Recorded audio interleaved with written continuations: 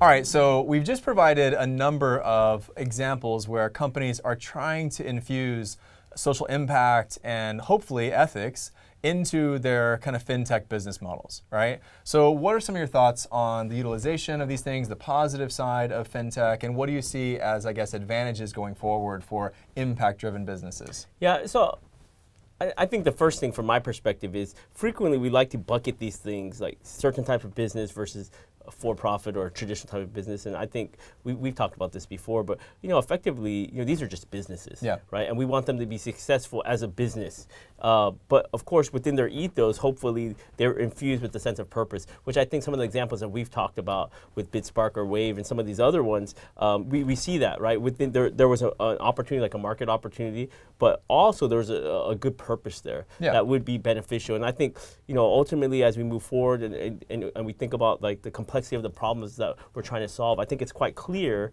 that government alone is not the answer for the complex problems that we're facing as humanity. Absolutely, yeah. Right? And so we in a very important and profound way need a partnership between private sector actors and government and global citizens collectively trying to work on these problems. And I think some of these real entrepreneurial new businesses that come out with these great leaders who are thinking about how to do both, I think is one of the things that will help us get to where we want as collectively as humanity. Yeah, and I think that's especially true in places where perhaps the government sector is not as strong. Yeah. There isn't really a social safety net.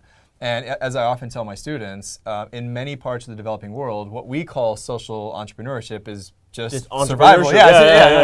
They're not trying to solve a social problem. They just see a need and they're trying to fill that need.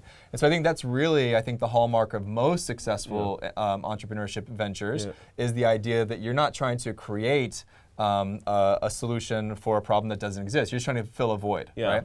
And so in the case of, say, Wave, in the case of BitSpark, you have this massive population of migrant workers, of people in developing countries, and really potentially in the future, really in even the developed world, where they just need to move money, right? Or they need access to banking. They need to be able to save money. They have to be able to like transfer money back home to their families. They need to pay bills. And I think one of these new ventures that you've looked at in Africa, M-Pesa, is kind of maybe a prime example of this, right? Absolutely, yeah. So M-Pesa, primarily originally in Kenya, but now really expanded across Africa and really in all over the world, is provided kind of mobile banking and payment transfers, not even using smartphones, right? These are just kind of the old school Nokia style phones.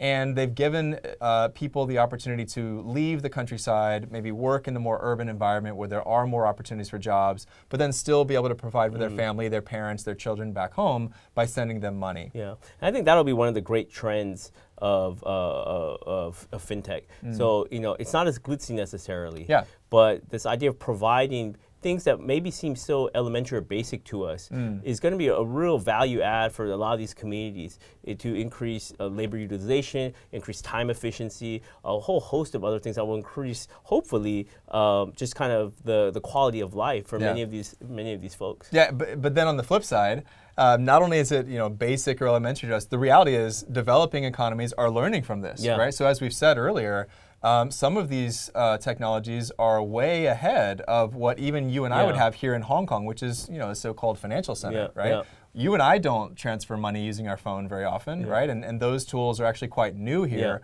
whereas M-Pesa has already been used for many, many years.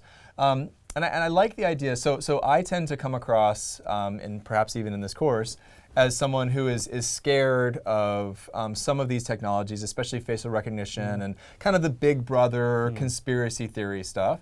But it is very exciting as someone who's in the human trafficking kind of anti-slavery space.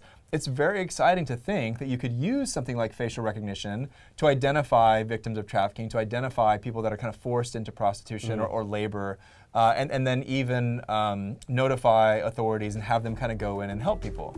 Yeah.